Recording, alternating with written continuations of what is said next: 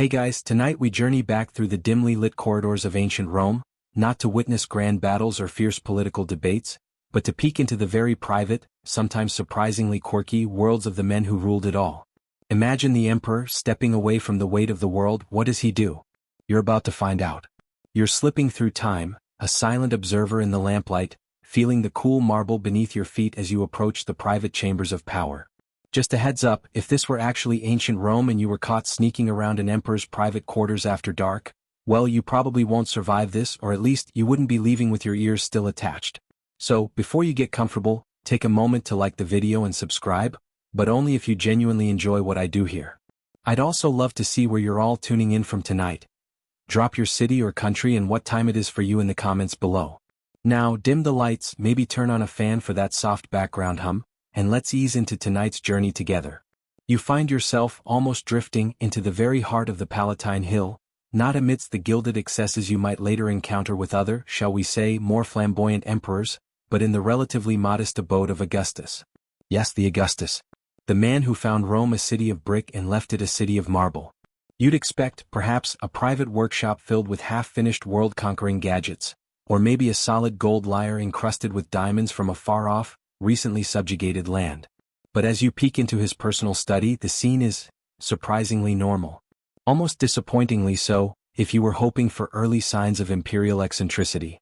There's a gentle click-clack sound. Augustus, the first true Roman emperor, the architect of the Pax Romana, is playing dice. Yes, alia acta est and all that, but here he is not crossing Rubicons but perhaps trying to roll a Venus throw. He was known to enjoy a game, often for small stakes, sometimes with his friends, sometimes even with his family. He'd write letters admitting to his wins and losses, just like any other Roman gentleman enjoying a bit of after-dinner leisure. It's almost anticlimactic. Where's the unhinged power? Where's the hobby that screams, I control a vast empire? Perhaps you mused that was precisely the point. After decades of brutal civil war and the bloody end of the Republic, Augustus understood the value of appearing, at least in his private life, as a man of the people, a primus inter pares, first among equals. Or maybe he just genuinely liked rolling dice. The stakes probably weren't loser has to conquer Britain, but you never know. Don't let the dice fool you into thinking it was all mundane, though. Augustus, for all his projected simplicity, had his quirks. Suetonius, who loved a good imperial tidbit, tells us that Augustus was an avid collector. Not of priceless artworks plundered from Egypt or Greece, though he certainly had access to those, but of what he called curiosities. Imagine him, on one of his rare vacations at his villa on Capri, a place later to be associated with far less innocent imperial pastimes, but we'll get there, pottering about and gathering large fossilized bones. Giants' bones, he apparently called them, and the weapons of ancient heroes. So, there you have it, the master of the Roman world, essentially curating his own little prehistoric museum. It's rather endearing, isn't it? Like your uncle who collects vintage beer cans, but with slightly more gravitas and presumably better display cases.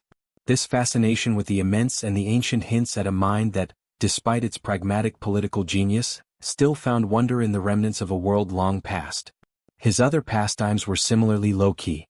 He enjoyed fishing, a quiet, contemplative activity. You can almost picture him, rod in hand, perhaps not in a gleaming imperial barge, but a simple fishing boat, the sun warming his face, the only urgent matters being the nibble of a fish and the choice of bait. He also liked to play a game involving throwing nuts with young children. It's a small detail, but it paints a picture of a man who, despite the immense pressures of his position, could find joy in simple, unimperial interactions. Or perhaps he was just scouting for future Praetorian Guard recruits with good throwing arms. You never can tell with these emperors. Then there was his writing. Augustus penned an autobiography in 13 books, detailing his life and achievements up to the Cantabrian War. Sadly, like your Wi-Fi on a stormy night, the connection to these texts has been largely lost to time. Only fragments remain, tantalizing glimpses into his own telling of his story. He also tried his hand at poetry, including an epigrammatic poem in hexameters and a tragedy, Ajax. Legend has it, he wasn't quite satisfied with how Ajax was turning out. When his friends asked him how his tragedy was progressing, he supposedly quipped that his Ajax had fallen on his sponge, a clever play on words as Ajax, the Greek hero, fell on his sword, and Roman styluses were often used with wax tablets that were wiped clean with a sponge. So, Augustus, in a fit of artistic frustration, or perhaps just good critical judgment, sponged his play out of existence. It's a loss for history perhaps, but maybe a win for theatrical critics of the time. This cultivated image of simplicity extended to his daily life. He lived in what was, for an emperor, a modest house on the Palatine Hill, eschewing gilded palaces for something more restrained. His clothing, too, was famously simple. Mainstream historical accounts, largely thanks again to Suetonius, tell us that he often wore plain woolen togas and tunics, the kind of everyday wear you'd expect on a respectable, if well-off, citizen. And here's a detail that adds another layer to this carefully constructed persona.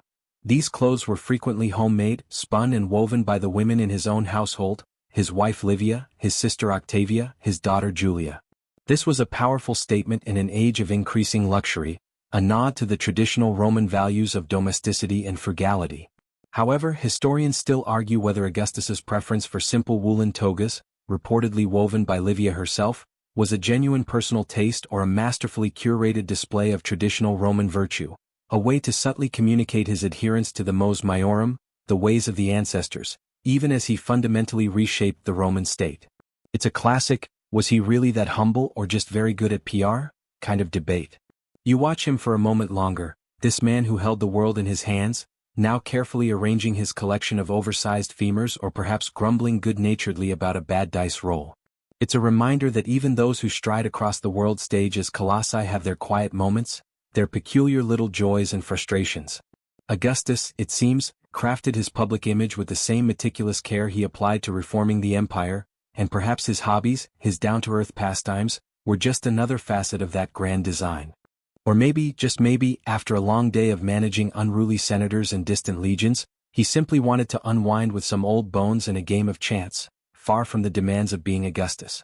It makes him, somehow, a little more human, doesn't it? Less of a marble statue and more of a man, albeit one with a rather impressive day job. And as you slowly back away, letting the soft lamplight obscure him once more, you realize this is just the beginning. If this is Augustus, the template of imperial moderation, what strange and wonderful pastimes await with those who followed.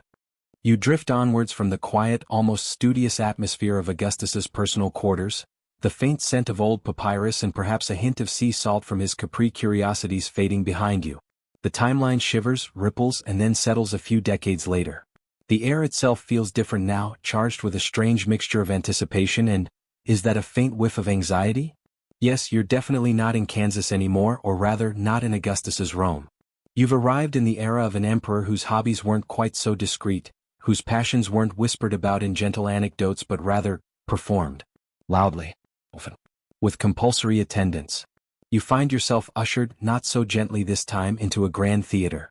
It might be Naples, one of his favorite spots for a debut, or perhaps even Rome itself, much to the scandalized gasps of the senatorial elite. The plush velvet cushions, or what passes for them in ancient Rome, perhaps something scratchier but undoubtedly expensive, feel a little too warm, as if someone has been sitting here for a very, very long time. And judging by the weary yet rigidly attentive faces around you, that's probably the case. Tonight, dear listener, you have a front row seat. Well, maybe not front row, those are for the really enthusiastic, to a performance by none other than Emperor Nero himself. Forget quiet games of dice or collecting fossils. Nero's craft was art. Or so he fervently believed. He fancied himself a poet, a musician par excellence, a singer of heartbreaking tragedies and an actor of profound depth. And he wasn't content to practice in the privacy of his palace. Oh no. Nero craved an audience. The entire Roman world if he could manage it. You can almost hear the collective sigh of Rome's upper crust, a sound carefully muffled, of course. One did not openly sigh at the emperor's artistic endeavors. Look around. The theater is packed. Not necessarily with willing attendees, mind you. When the emperor performs, it's a command performance. You'll notice a rather large, robustly healthy-looking contingent of young men, strategically placed throughout the audience. They seem a bit overly eager. These are the Augustiani, Nero's personal cheer squad, some 5,000 strong, meticulously trained in the art of applause. They have different categories of claps, you know, the bombai, like buzzing bees, the imbrices, like rain on a roof, the teste, like smashing terracotta pots, all designed to create a symphony of adulation. It's like a highly organized ancient Roman version of a K-pop fan chant, but with slightly more existential dread for those who don't participate correctly. Your own hands feel a little sweaty. You'd better practice your bombai. Then a hush. Or rather, a hush followed by the thunderous, perfectly timed roar of the Augustiani as Nero makes his entrance. He's probably dressed in some elaborate costume, a flowing Greek robe perhaps, a golden laurel wreath perched on his carefully curled hair. He clutches his lyre, the instrument upon which he will pour out his soul. He clears his throat. And then, he begins. Now, ancient sources, mostly written by senators who had every reason to despise him, are not kind about Nero's voice. They call it thin, reedy, perhaps a bit like a cat arguing with a rusty hinge. But Nero, to his credit or delusion, took his art very seriously.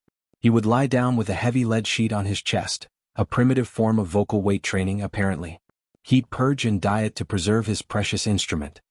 He followed the rules of performance to the letter, never sitting when tired, always wiping his brow with the prescribed cloth.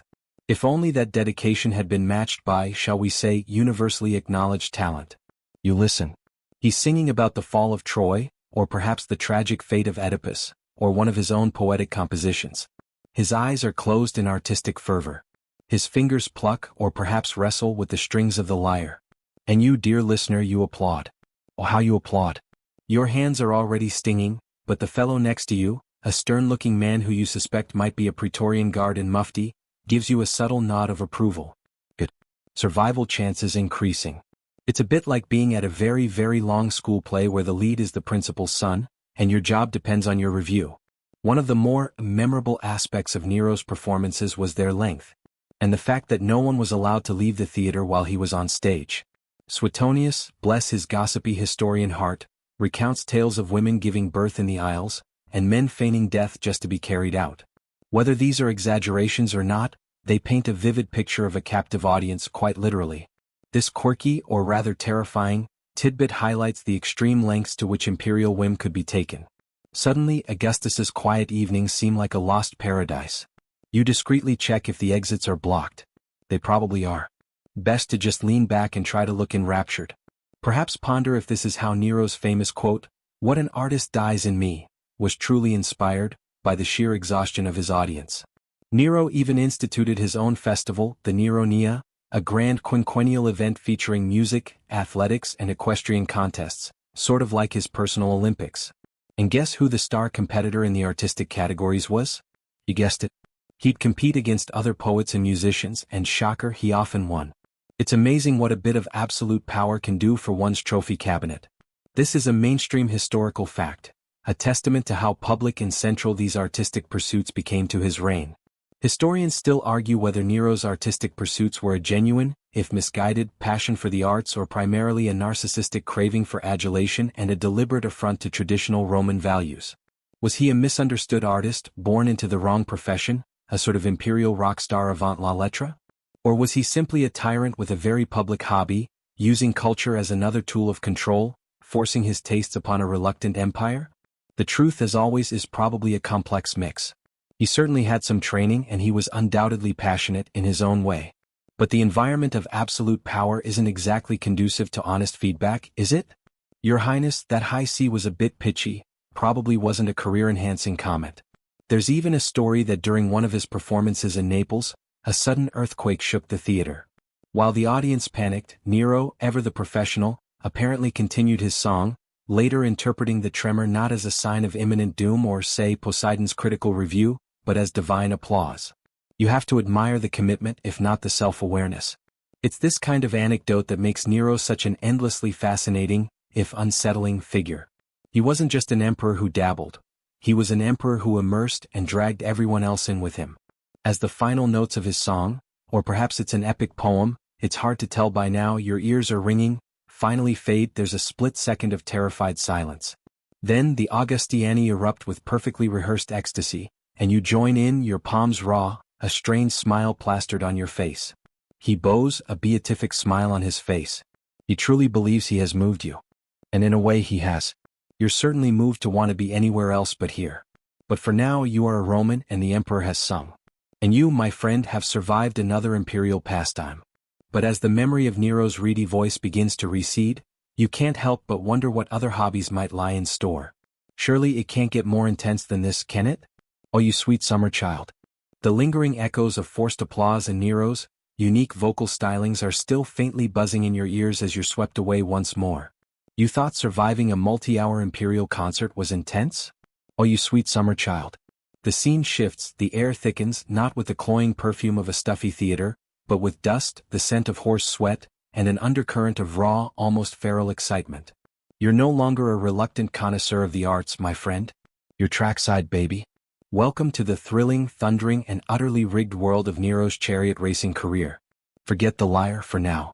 Nero had another passion, one that involved considerably more horsepower, quite literally. From a young age, he was fascinated by horses and the heart-stopping spectacle of the chariot race. Initially, like a responsible young emperor in training, he practiced in his private gardens, perhaps with specially padded turning posts and very understanding ponies. But Nero wasn't one for keeping his talents, or what he perceived as such, hidden for long. Soon, his ambitions outgrew the imperial rose bushes and headed for the grandest stages of the ancient world. You find yourself squinting under the Grecian sun. You're at Olympia, the most sacred and prestigious of the Panhellenic Games. Or maybe it's Delphi or Corinth.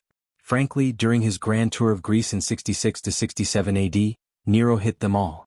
In a move that surely had traditionalists clutching their olive wreaths, the schedules of these ancient and revered games were completely overturned to accommodate the emperor's touring itinerary. It's like the Olympics being postponed today because a particularly powerful world leader fancies having a go at the javelin. A mainstream historical fact that tells you all you need to know about Nero's clout, or perhaps the Greeks' desperate desire to stay on his good side. The crowd around you is a roaring, seething mass of humanity. Chariot racing was the Formula One of its day, and the passion is palpable. The air crackles. But today there's an extra frisson of something. Is it excitement? Trepidation? The dawning horror of realizing you might witness the most powerful man in the world break his imperial neck? It's probably a mix of all three. Because there he is, Emperor Nero, clad in the colors of a charioteer, perhaps the populist green faction that he favored, preparing to race. Not as a patron, not as an honorary starter, but as a competitor. Now, Roman emperors by tradition were supposed to be dignified, aloof figures, symbols of Roman gravitas.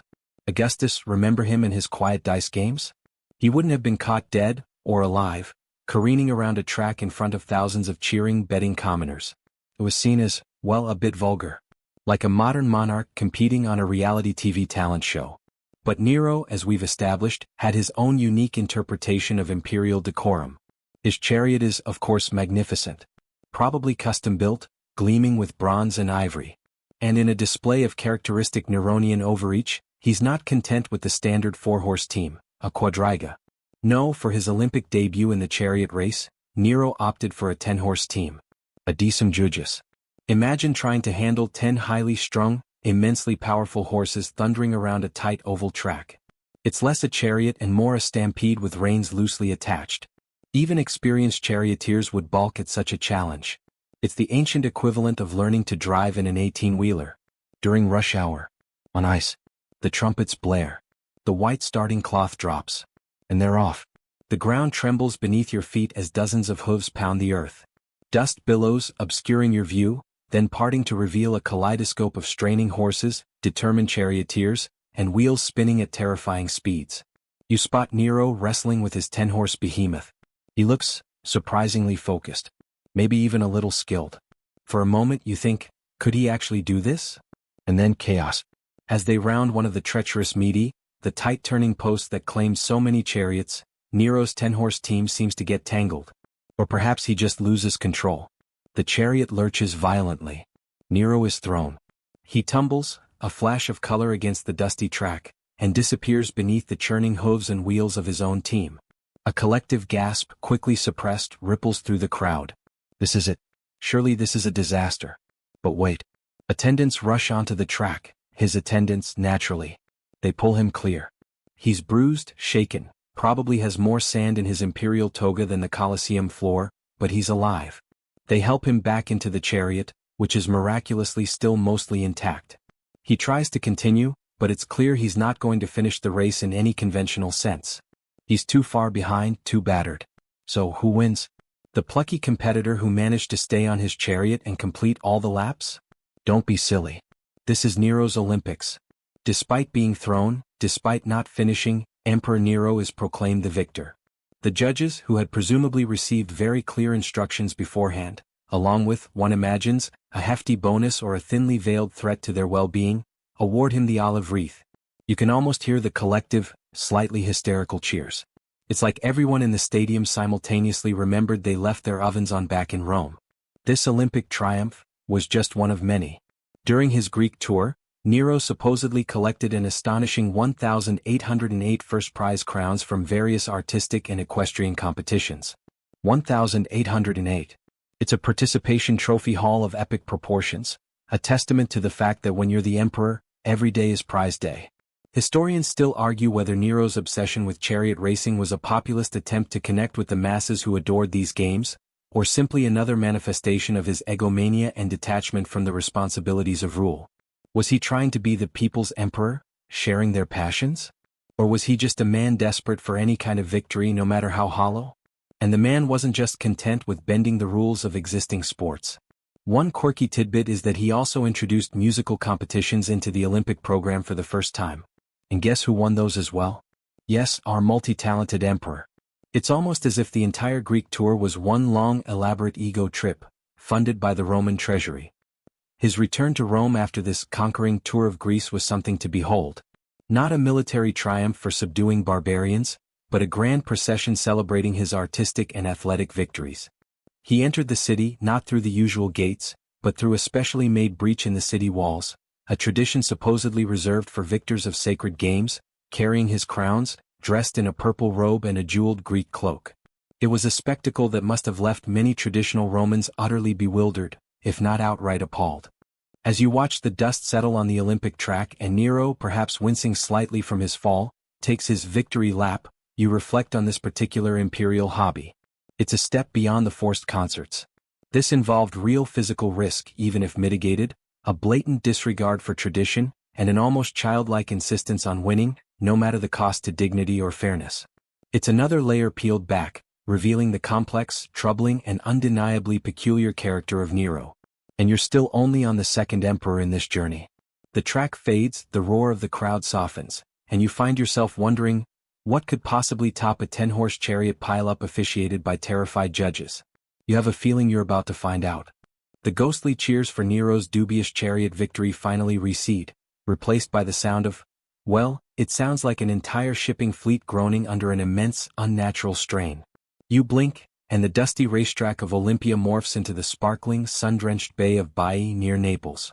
The air is salty, fresh, but tinged with an almost palpable sense of bewilderment. You thought Nero's 10-horse chariot was over the top? Prepare yourself, dear listener, for a different kind of imperial extravagance, one that involves less personal performance and more, shall we say, monumental whim. You've arrived in the short, sharp, and utterly baffling reign of Caligula. Forget carefully crafted public personas or even flamboyantly artistic displays. Caligula's peculiar hobby seems to have been, well, making reality bend to his most outlandish thoughts. His blueprints weren't just for buildings. They were for experiences, for statements so audacious they bordered on the surreal. And you, my friend, have a prime spot to witness one of his greatest hits. Look across the bay. From Puteoli to Bali, a distance of about 3 Roman miles, a bridge of ships stretches across the glittering water. Not a few boats lashed together, mind you. We're talking hundreds, perhaps thousands, of merchant vessels, commandeered from across the Mediterranean, anchored side by side, with a roadway built on top of them, complete with earth and even, according to some accounts, rest stops. This is Caligula's infamous pontoon bridge, a mainstream historical fact that still makes engineers today scratch their heads and accountants of the time weep silently into their ledgers. Why build such a thing? The official reason, or at least the one Caligula seemed to favor, was to thumb his nose at a prophecy. The court astrologer, Thrasyllus, had supposedly once told Caligula's predecessor, Tiberius, that Caligula had no more chance of becoming emperor than of riding a horse across the Bay of Baiae. So, naturally, upon becoming emperor, Caligula decided the most rational response was to, literally ride a horse across the Bay of Baiae. It's an incredibly over-the-top way to win an argument, especially with a man who was, by then, conveniently deceased. And there he is. Strutting across his maritime marvel is Caligula himself, a diminutive figure. His nickname means Little Boots, after all, from his childhood days with the legions. But today he's anything but little in his own mind. He's decked out in what is reputed to be the actual breastplate of Alexander the Great, plundered from Alexander's tomb. He rides his favorite horse, Incitatus. Yes, that Incitatus, the one he supposedly wanted to make a consul, but that's a whole other craft project we might get to. For 2 days he paraded back and forth, sometimes on horseback, sometimes in a chariot, followed by his Praetorian Guard, a grand, bizarre and astronomically expensive spectacle designed to, well, who really knows? To prove a point? To outdo the Persian king Xerxes, who had built his own pontoon bridge across the Hellespont. Or just because he could. With Caligula, the because I can explanation often seems the most plausible. Now let your mind drift from the creaking temporary bridge to the placid waters of Lake Nemi, a volcanic crater lake nestled in the Alban Hills, not far from Rome. Here, Caligula didn't just build a bridge, he crafted floating palaces. The Nemi ships, 2 colossal barges whose remains were painstakingly recovered in the 1920s and 30s only to be tragically destroyed by fire in World War II, were marvels of ancient engineering and luxury. This is a truly quirky tidbit, revealing a level of opulence and technological sophistication that is simply astounding for the era. Imagine stepping aboard one. These weren't just boats, they were self-contained pleasure domes. We're talking vast structures, 1 over 70 meters long, equipped with marble floors, mosaic decorations, bronze statues, lead plumbing for hot and cold running water, heated baths, and even, it's believed, temples dedicated to Diana or perhaps Isis. They had terracotta roof tiles, for goodness sake, on a boat. Some suggest they may have featured advanced mechanisms like swiveling platforms for statues or even some form of hydraulic system. Forget your modern cruise liners with their rock-climbing walls. Caligula's ships had actual consecrated groves of trees planted on deck. The level of detail and the sheer audacity of building something so enormous and luxurious just to float on a relatively small sacred lake is mind-boggling.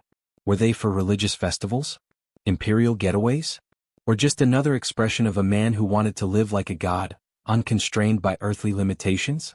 Historians still argue whether Caligula's extravagant projects were signs of clinical madness, calculated political theater designed to awe and intimidate, or simply the reckless squandering of a young, inexperienced ruler drunk on absolute power.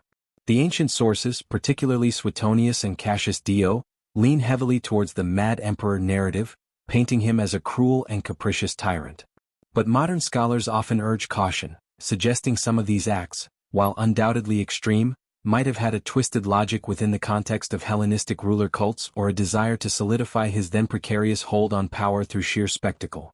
It's a debate that continues to simmer, much like the water in Caligula's onboard heated baths. And the blueprints didn't stop there. He made grandiose additions to the imperial palace in Rome, supposedly extending it right into the Forum and converting the Temple of Castor and Pollux into a mere entrance hall. He built villas in high-cost, low-convenience locations like cliff tops and even out into the sea on artificial foundations. It's like he had an imperial credit card with no limit and an architectural intern with a very vivid imagination and a grudge against sensible engineering.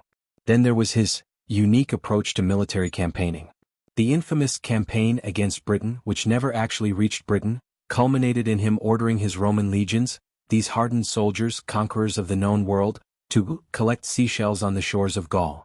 Spoils of the ocean, he called them, to be paraded in his triumph.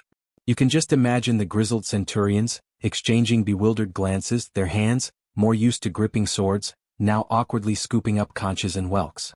It was perhaps the ancient world's most surreal and pointless team-building exercise, a spectacle so bizarre it almost defies rational explanation. Some say it was a punishment for mutinous troops, others a symbolic gesture of conquering Neptune himself. Or maybe, just maybe, he thought they'd look nice back in the palace. As you contemplate the vast, shimmering and utterly unnecessary bridge of boats, or picture the silent glide of a marble-clad pleasure barge across a sacred lake, you get a sense of Caligula's particular brand of peculiar. It wasn't about personal skill with a lyre or a chariot, it was about imposing his will on the very landscape, about creating realities that existed only in his head, regardless of cost or practicality. His craft was the craft of the impossible, the wildly extravagant, the monumentally absurd. It makes Nero's concert seem almost quaint by comparison.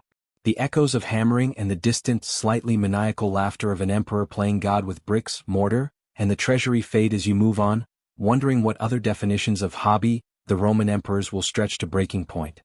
The phantom spray of the Bay of Baiae and the imaginary scent of Caligula's seaside construction projects fade from your senses.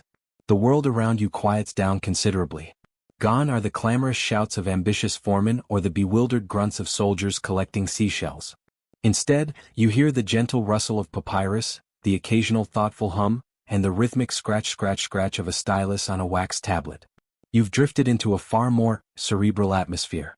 Welcome to the study of Emperor Claudius, a man whose peculiar passions were not for public spectacle or self-aggrandizement through song, but for the quiet, often thankless pursuit of knowledge. After the sheer, almost manic energy of Caligula's reign, Claudius's hobbies might seem refreshingly normal. Or at least, less likely to involve commandeering your prize merchant ship for a temporary bridge. Claudius, as you might recall, was the emperor nobody really expected. Often sidelined, suffering from physical infirmities, a limp, a stammer, a persistent tremor, he was considered by many, including his own family, as something of an embarrassment, unfit for public life. So, while others schemed and postured, Claudius retreated into the world of books and scholarship. It was less a hobby, perhaps, and more a lifelong vocation that he carried with him even to the imperial throne. Imagine him now, not in the gleaming breastplate of Alexander, but perhaps in a comfortable, slightly ink-stained toga, peering short-sightedly at a scroll. His study isn't filled with architectural models of impossible structures, but with towering stacks of documents, maps, and learned treatises.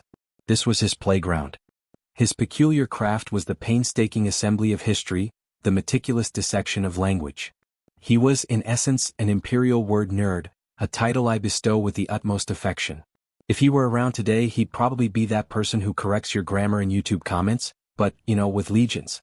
His scholarly output, by all accounts, was prodigious. He penned a 20-book history of the Etruscans, those enigmatic early inhabitants of Italy whose language and culture were already fading into obscurity even in his time. Imagine the dedication, the research, the sifting through ancient records, possibly interviewing the last few speakers of that ancient tongue. He also wrote an 8-book history of Carthage, Rome's great rival, a project that would have required immense historical empathy and balance. And as if that weren't enough, he embarked on a history of Rome itself, starting from where previous historians had left off, and even an autobiography. This dedication to chronicling the past, especially the histories of peoples Rome had conquered or rivaled, is a mainstream historical fact about Claudius. The tragedy? Almost all of it is lost. Vanished into the mists of time, like a crucial computer file deleted the day before your dissertation is due. Only tantalizing fragments and references and other ancient writers remain, whispering of the vast intellectual world Claudius inhabited. But Claudius wasn't just a passive recorder of the past. He actively sought to shape the tools of its recording. One of his most fascinating and decidedly quirky intellectual hobbies was his attempt to reform the Latin alphabet. Yes, the emperor himself dabbled in a bit of typographical design. He proposed the introduction of 3 new letters, now known as Claudian letters. You can almost picture him, stylus in hand, sketching them out, muttering about phonetic ambiguities. There was the digamma inversum, an inverted F designed to represent the consonant sound V, like our modern V or W, as distinct from the vowel sound U, which were both written with the same letter, V in classical Latin. Then there was the antisigma, or perhaps, a reverse C intended for the BS or PS sounds like in herbs or Caleb's. And finally, a symbol resembling a half H or a Greek eta, heta, to denote the Y sound, or more precisely the sonus medius, a vowel sound somewhere between I and U, often found in words like optimus versus optimus. This is a delightful quirky tidbit. For a brief period during his reign, these Claudian letters actually appeared in public inscriptions and official documents. You might be strolling through the forum and see a stone carved with these peculiar new characters, a testament to the emperor's linguistic tinkering. Sadly, like many a brilliant but perhaps overly academic idea, they didn't catch on after his death and quietly faded from use. You probably won't find them in your standard Latin Scrabble set, which is a shame. Imagine the points you could score with an antisigma. His dedication was renowned, even if sometimes mocked.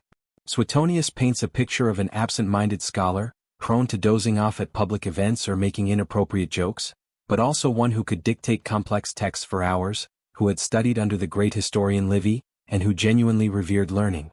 Think of him as that brilliant but slightly eccentric professor you had at university, the one whose lectures were gold, even if he occasionally wore mismatched socks.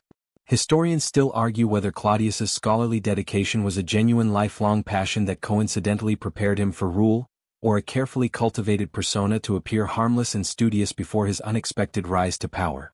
Did his immersion in history and law make him a more conscientious administrator, as some of his legal and social reforms might suggest? Or was it merely an elaborate escape, a way to cope with a world that had often been unkind to him? Perhaps it was both. His speeches, some of which survive, are filled with learned digressions and historical examples, showing a mind steeped in academic thought for better or worse. You can imagine state dinners at Claudius's palace potentially involving an impromptu lecture on the nuances of Etruscan grammar, much to the polite bewilderment of his guests. More wine, Senator? And have you considered the irregular declension of Zilith? Claudius's hobbies, then, offer a stark contrast to the flamboyant showmanship of Nero or the monumental caprices of Caligula. His was a quieter, more internal form of peculiarity, the peculiarity of an intellectual in a world that often valued brawn and bluster over books. He wasn't trying to wow the crowds with his voice or his chariot skills, nor was he attempting to reshape the landscape into a monument to his ego. He was, in his own studious way, trying to understand and organize the world, to preserve its stories and refine its language. It's a different kind of imperial craft, one that involved not chisels or lyres, but the tireless sifting of knowledge and the pursuit of understanding. As the scent of ancient scrolls and dry ink begins to fade, you wonder if this intellectual interlude is just a calm before another storm of more demonstrative imperial pastimes.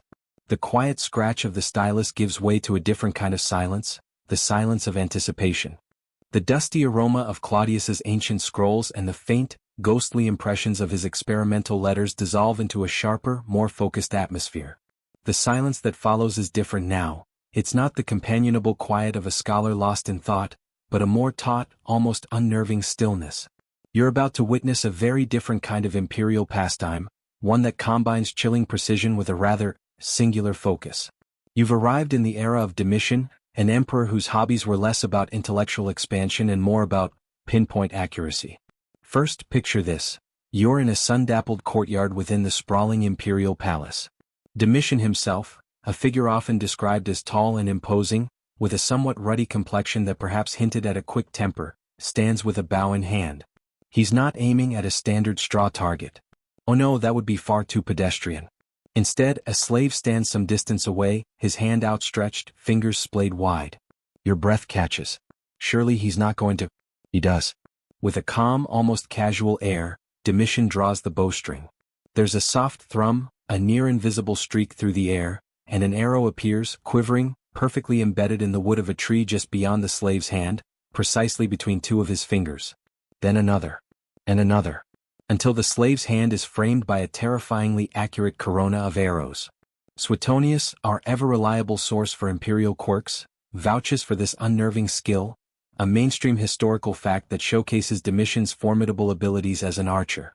He could also apparently shoot animals in the head with 2 arrows simultaneously, making them look as if they'd suddenly sprouted horns. It's the kind of skill that would make him an absolute terror at any carnival sideshow, though one suspects the prizes would always be his, one way or another.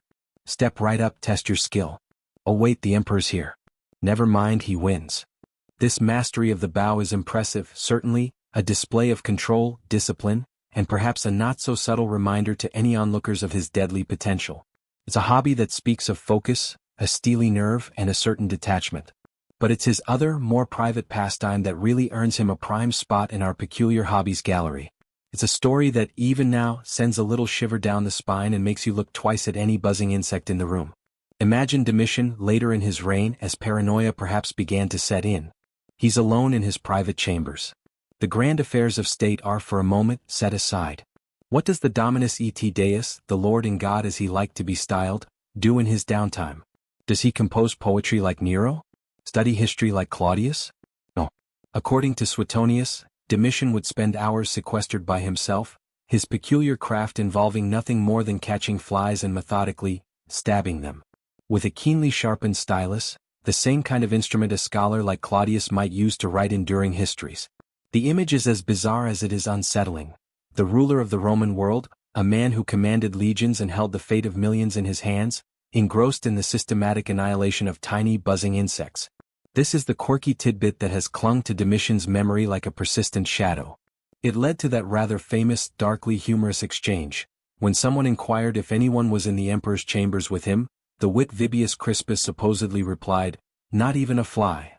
It's a punchline that's both funny and deeply chilling, hinting at the isolation and perhaps the simmering cruelty associated with Domitian's later years. You can almost picture the scene: the grand, marble-clad room, the emperor hunched over his desk, the only sounds the distant hum of the city, his own quiet breathing, and the occasional almost inaudible thwip of his deadly stylus. The flies in the imperial palace must have developed some pretty sophisticated evasive maneuvers, or perhaps they formed a tiny, buzzing union to demand better working conditions. Why would he do this? Was it simple boredom? A manifestation of a meticulous, perhaps obsessive personality? A sign of a growing sadistic streak? Or was it a way to feel a sense of absolute control in a world where even emperors faced plots and betrayals? The image of him meticulously impaling these tiny creatures certainly doesn't paint a picture of a well-adjusted, happy ruler. It speaks of solitude, perhaps a mind turning inward in suspicion and darkness. Historians still argue whether the tales of Domitian's fly stabbing were literal truth, a metaphor for his tyrannical treatment of political opponents, dispatching his enemies with the same cold precision, or simply black propaganda concocted by a hostile senatorial class eager to vilify him after his assassination. The writers who recorded these details, like Suetonius and Tacitus, were largely writing after his death and were often from the senatorial elite, who had suffered under Domitian's autocratic rule.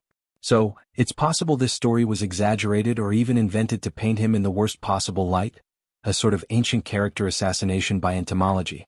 Yet, the image is so specific, so peculiar, that it has an unsettling ring of truth, or at least, of perceived truth.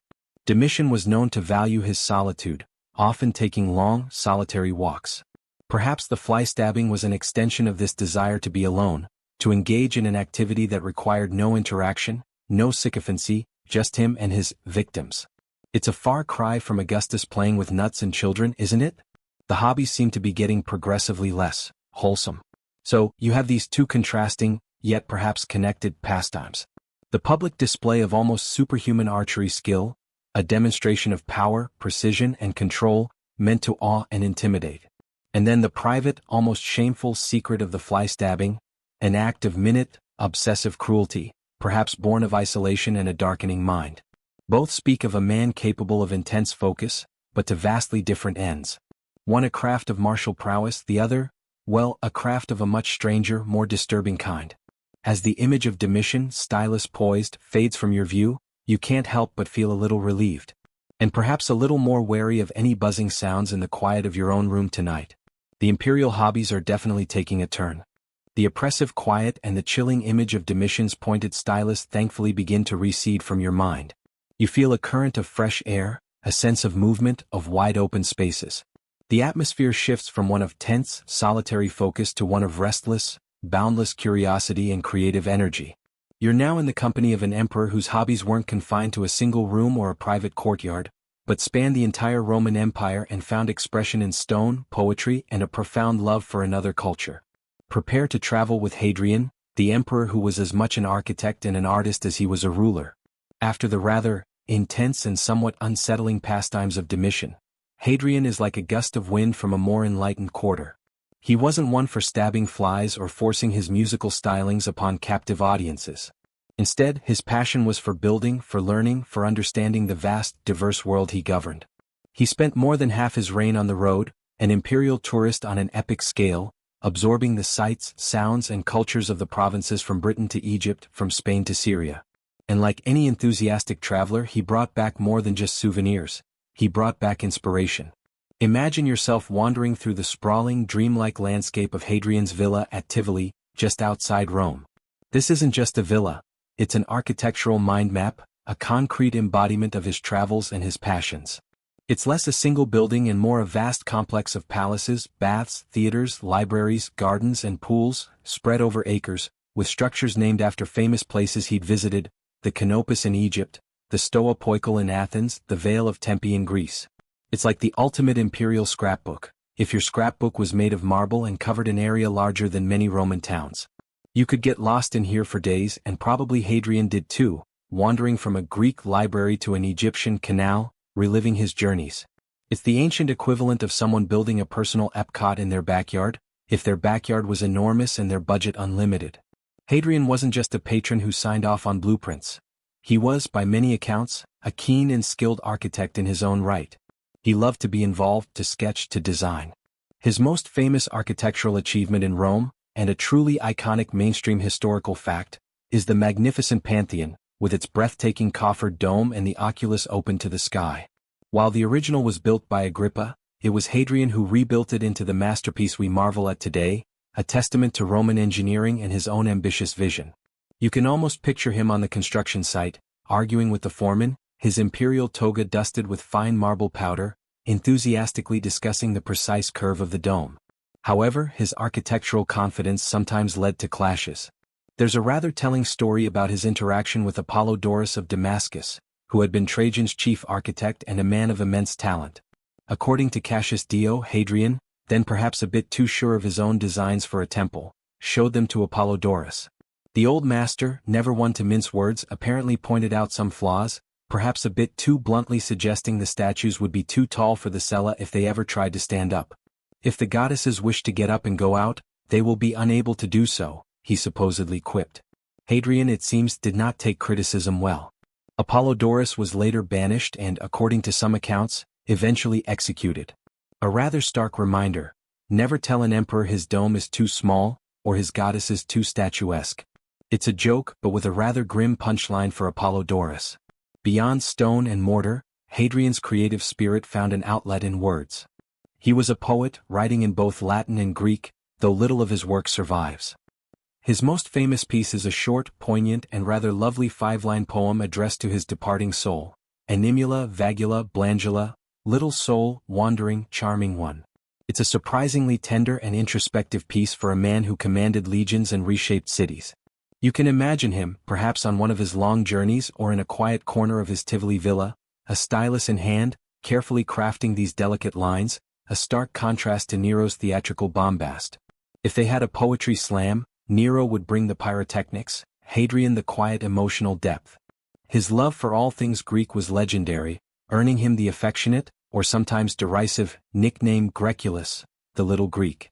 He filled his villa with copies of Greek statues, promoted Greek learning, and even sported a beard, a fashion statement that broke with the clean-shaven tradition of previous emperors and was seen as distinctly Greek. This Philhellenism was more than a superficial affectation. It was a deep-seated intellectual and aesthetic passion. And no discussion of Hadrian's personal passions would be complete without mentioning Antinous. This beautiful young man from Bithynia became Hadrian's beloved companion. When Antinous tragically drowned in the Nile, Hadrian's grief was immense and expressed on an imperial scale. This is a fascinating, if somewhat sorrowful, quirky tidbit about Hadrian. He had Antinous deified, declared a god. He founded a city, Antinopolis, near the site of his death. He commissioned countless statues of Antinous, in various divine guises, which were erected throughout the empire. It was an unprecedented public display of personal love and grief, a testament to a passion that transcended imperial decorum and left a lasting artistic legacy. Historians still argue whether Hadrian's constant traveling and building projects were primarily a sign of restless intellectual curiosity and a desire to consolidate the empire, or a sophisticated form of imperial propaganda designed to project Roman power and his own cultured image across the provinces. Was he the restorer of the world, as some of his coins proclaimed, tirelessly working to secure and beautify his vast domain? Or was he an emperor indulging his personal passions on an epic scale, using the empire as his canvas? Perhaps, as with so many things, the truth lies in a blend of both. His famous wall in Britain, for instance, was both a practical defensive measure and a powerful symbol of Roman order imposed on the landscape. As you stand amidst the beautifully ruined yet still evocative structures of Tivoli, the Mediterranean sun warming the ancient stones, you get a sense of Hadrian. He was an emperor whose hobbies were grand, constructive, and deeply intertwined with his vision of empire. He crafted not just poems or buildings, but a whole imperial persona, the cultured, traveling, tirelessly working emperor. The energy here is one of creation, of intellectual pursuit, a welcome change from some of the darker or more frivolous pastimes you've witnessed. But the Roman Empire is vast and its roster of rulers long. What other forms will imperial hobbies take as you drift further along its timeline? The echoes of Hadrian's hammer and chisel, the phantom scent of his beloved Greek scrolls, begin to fade. You sense a shift in the imperial atmosphere, a loosening of the intellectual collar, a distinct uptick in the ambient revelry. The air grows warmer, infused with the aroma of roasting meats, exotic spices, and perhaps a hint of spilled wine. You've drifted into the era of co-emperors and specifically into the orbit of one Lucius Verus, a man whose approach to imperial pastimes was, shall we say, a touch more convivial and a lot less stoic than his famous colleague. After the relentless intellectual drive and monumental building projects of Hadrian, Lucius Verus offers a rather different flavor of imperial leisure. He wasn't so much about crafting grand physical legacies or plumbing the depths of philosophy. No, Verus's peculiar talent, his imperial craft, if you will, seems to have been the art of enjoyment, of living the good life on a truly imperial scale. He was in many ways the co-emperor of fun, a title that probably wouldn't have amused his famously sober and philosophical co-ruler, Marcus Aurelius, all that much. This very partnership is a mainstream historical fact and the essential backdrop to understanding Verus. He shared the imperial power with Marcus Aurelius, the philosopher king, the man who would write introspective meditations while on bleak military campaigns. It's hard to imagine a more striking contrast. While Marcus was contemplating duty, virtue, and the ephemeral nature of existence, Verus was, according to some accounts, contemplating the guest list for his next lavish banquet. It's like a buddy cop movie where one partner is all about the rules and quiet contemplation, and the other is about, well, the after party. And oh, those parties. The Historia Augusta, a source we must always handle with a pair of scholarly tongs due to its love for juicy gossip and occasional outright invention, paints Verus as a veritable connoisseur of carousing. Imagine being invited to one of his dinners. We're not talking a quiet meal with polite conversation. We're talking epic feasts that could last for days, featuring troops of actors, musicians, acrobats, and jesters. The food itself was reportedly spectacular, rare delicacies, mountains of food, rivers of the finest wine. And the party favors. Forget a little slice of cake in a napkin. Verus apparently gave his favorite guests thoroughbred horses, custom-built chariots, priceless jewels, and sometimes, if the Historia Augusta is to be believed, even entire villas. It makes your average celebrity gift bag look like something fished out of a cereal box. He supposedly once threw a party that lasted for 12 straight days following his triumph over Parthia, a celebration so extravagant it became legendary. His love for spectacle extended beyond the dining room. Verus was an avid fan of the games, particularly gladiatorial contests and, like Nero, chariot races. Unlike Nero, however, he didn't usually embarrass himself by competing. He was a passionate spectator, a fervent supporter of the green racing faction, apparently betting heavily and getting as caught up in the thrill as any common citizen. You can picture him in the imperial box at the Circus Maximus, on his feet, roaring with the crowd, his dignity perhaps taking a temporary backseat to his enthusiasm for a well-executed turn around the meta. He also had a soft spot for the theater, enjoying the company of actors and mimes. Some whispered that his affection for performers went beyond mere patronage, that he delighted in their less formal, more bohemian lifestyle. The Historia Augusta even suggests he enjoyed hosting private theatricals, perhaps even taking a role himself now and then, though likely with more genuine enjoyment and less of the desperate need for validation that plagued Nero. It was all part of his persona as a man who embraced pleasure, a stark contrast to the buttoned-up austerity that many expected of a Roman emperor. One of the more intriguing and certainly quirky tidbits about Verus, again courtesy of the Historia Augusta, is his alleged penchant for slumming it. The story goes that he would disguise himself and venture out at night to the city's less reputable taverns and inns, even frequenting brothels, not for any official inspection, but to drink, gamble, and supposedly even get into a few boisterous brawls with the locals. Imagine, the co-ruler of the Roman world, throwing dice with dockworkers or engaging in a shouting match over a spilled drink, all while incognito. It's like an ancient Roman version of undercover boss, but with more wine and a higher chance of a fistfight. Whether these tales are true or just slanderous exaggerations to make him seem irresponsible is hard to say, but they contribute to the image of an emperor who wasn't afraid to let his hair down, way down. Even when dispatched to the east to lead the Roman legions against the Parthian Empire, a serious business by any measure, Verus's reputation for revelry followed him. While his generals, notably Avidius Cassius, were largely responsible for the military successes, Verus reportedly set up a luxurious base in Antioch, filling his days with banquets, entertainments, and the pursuit of pleasure, far from the dusty front lines. He returned to Rome to celebrate a magnificent triumph, but one can't help but wonder if his fondest memories of the campaign were of the battles won or the parties thrown. Historians still argue whether Lucius Verus was genuinely a frivolous and dissolute lightweight, as some sources suggest, or if his image was deliberately crafted, or later distorted, to serve as a foil to the virtuous Marcus Aurelius, perhaps even with Marcus's tacit approval to absorb some of the popular desire for imperial spectacle. Was he a necessary release valve, allowing the populace to see an emperor enjoying life, while Marcus handled the grim realities of state? Or was he simply a man of his times, enjoying the immense privileges of his position with an enthusiasm that later, more moralizing historians found distasteful? It's possible that his hobby of relentless festivity was, in its own way, a performance, a carefully curated image of imperial bounty and good times, even if it sometimes bordered on the irresponsible. Don't worry about the barbarians on the Danube, folks, his persona seemed to say, have another oyster, the emperor's buying.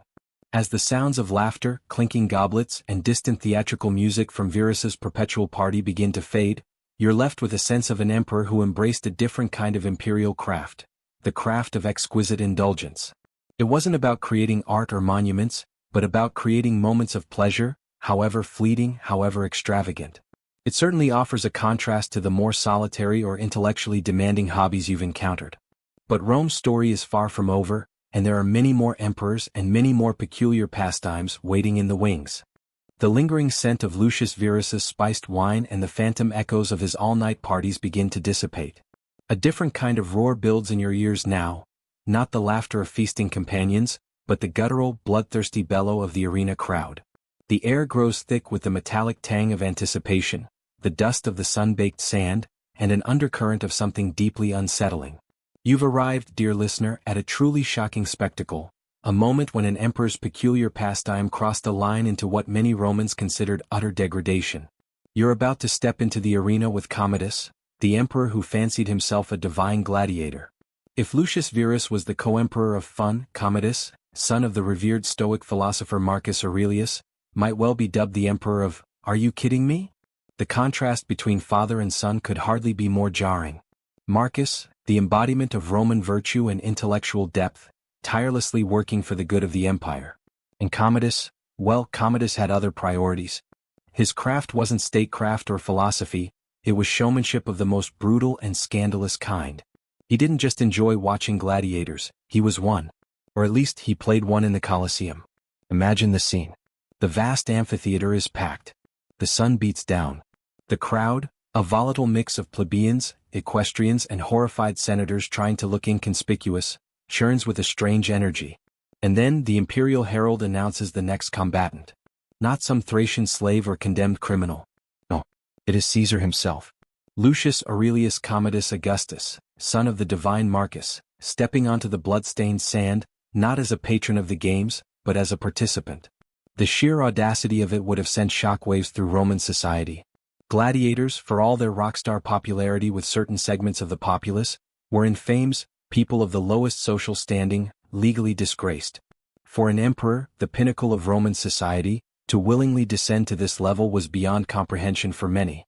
It was as if a modern head of state decided their true calling was professional wrestling, complete with spandex and a finishing move. And Commodus didn't just dabble. He threw himself into the role with gusto. He was obsessed with the demigod Hercules, a mainstream historical fact that became central to his public image. He would frequently appear dressed as Hercules, complete with a lion's skin draped over his shoulder and a hefty club in his hand, demanding to be worshipped as the Roman Hercules.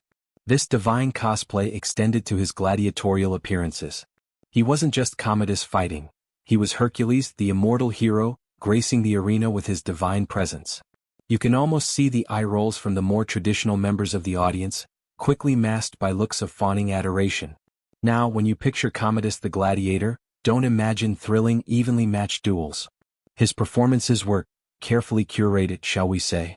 He would fight as a secutor, a type of gladiator armed with a sword and shield, or in other gladiatorial roles.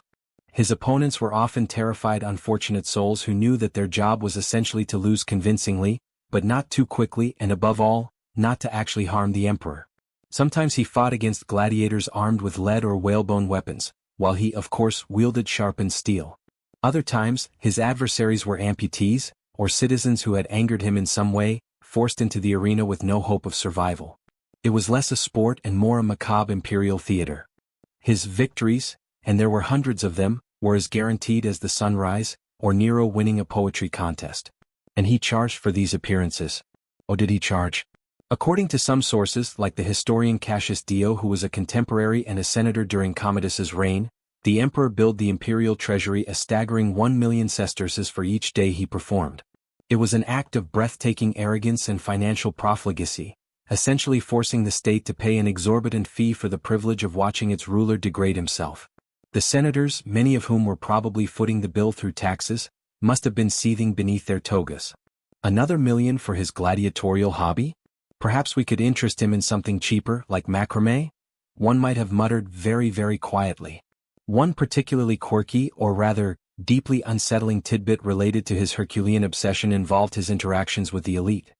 He reportedly had a special club, just like Hercules, and would sometimes subdue prominent citizens or officials by lightly, or perhaps not so lightly, tapping them with it, a terrifyingly whimsical assertion of his power.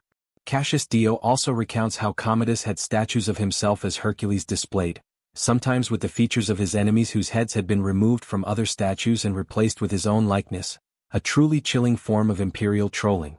Historians still argue whether Commodus's arena performances were primarily a sign of genuine mental derangement and a narcissistic obsession with his own physique, a calculated populist move to curry favor with the Roman mob who adored gladiatorial games, or a deliberate and contemptuous rejection of the senatorial elite and traditional Roman values.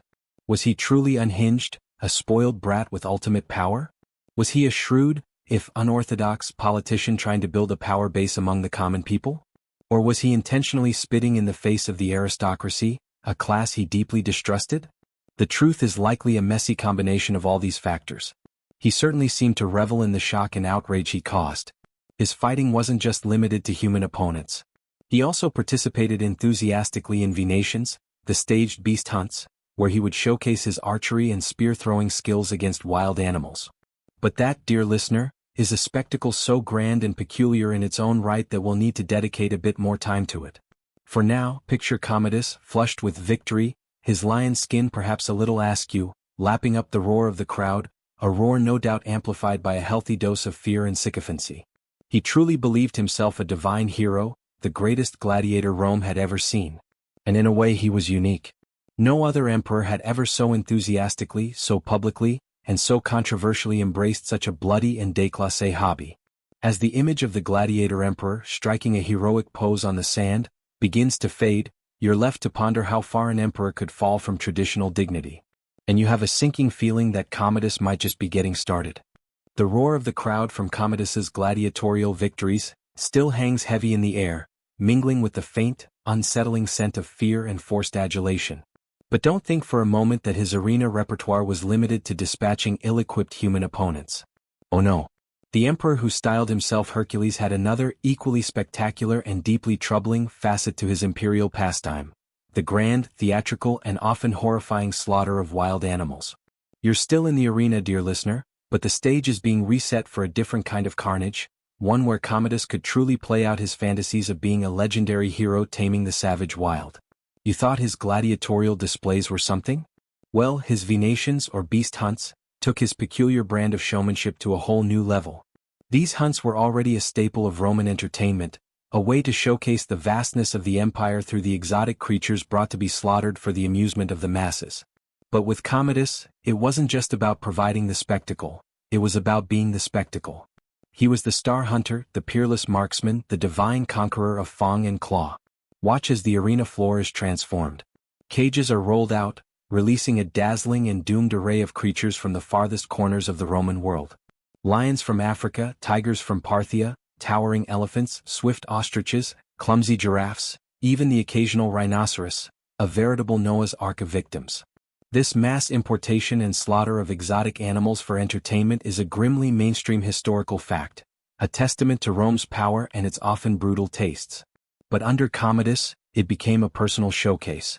And there he is, our Hercules Romanus, perhaps atop a specially constructed raised platform that ran around the arena, or within a network of protective walkways. Safety first, when you're a god emperor dispatching dangerous beasts. It wouldn't do for the divine Hercules to be, divinely mauled by an uncooperative lion. This ensured that while the spectacle was one of daring heroism, the actual risk to Commodus was, shall we say, meticulously managed. It was less a fair chase and more like, Well, like shooting fish in a very large, very sandy, very expensive barrel, but with much bigger, angrier fish. His skill with the bow and javelin was, by many accounts, genuinely impressive, if unsettling in its application. Cassius Dio, who witnessed these displays firsthand and probably wished he were anywhere else, describes Commodus performing feats of archery that sound almost like circus tricks, if circuses involved considerably more bloodshed. One of his most famous and frankly bizarre party tricks involved ostriches. Yes, ostriches. As the large, flightless birds were made to run across the arena, Commodus would loose arrows tipped with a special crescent-shaped blade.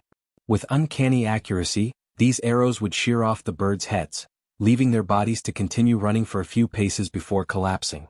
Imagine the scene, a headless ostrich, comically or horrifically depending on your constitution, completing a final wobbly lap. This is a truly quirky tidbit, so specific and strange that it just screams Commodus. The senators, forced to attend, sometimes had to chew on laurel leaves to stop themselves from laughing hysterically or perhaps just screaming in bewildered terror. His kill count was legendary, or at least legendarily reported.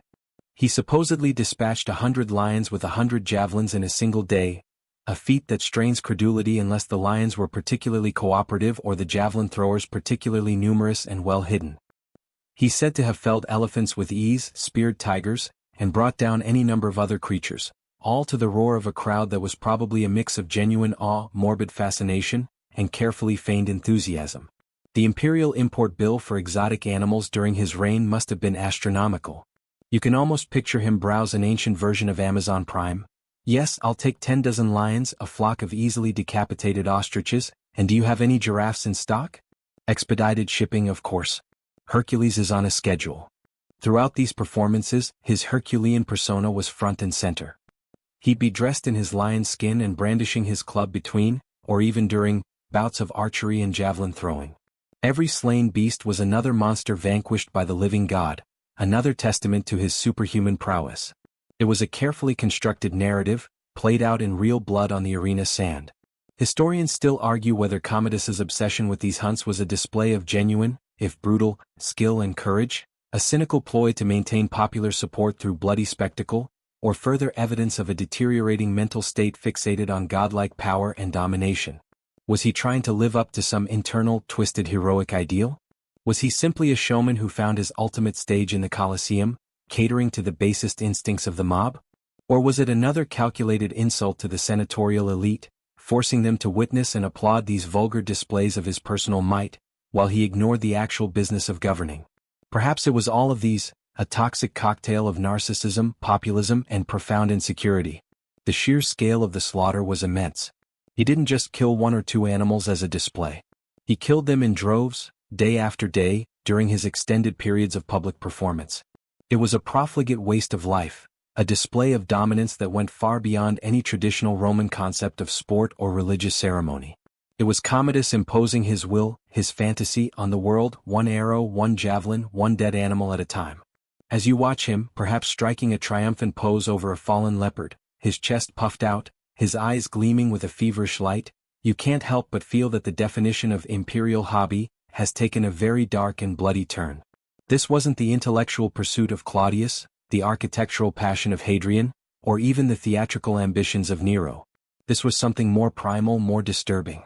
It was the pastime of a man who saw himself as a god, and the world as his personal hunting ground. The roars fade, the dust begins to settle, but the image of Commodus, the Herculean hunter, lingers, a potent symbol of imperial power curdled into a grotesque performance of self-worship. The metallic scent of the arena and the phantom roars for Commodus, the self-proclaimed Hercules, finally begin to recede.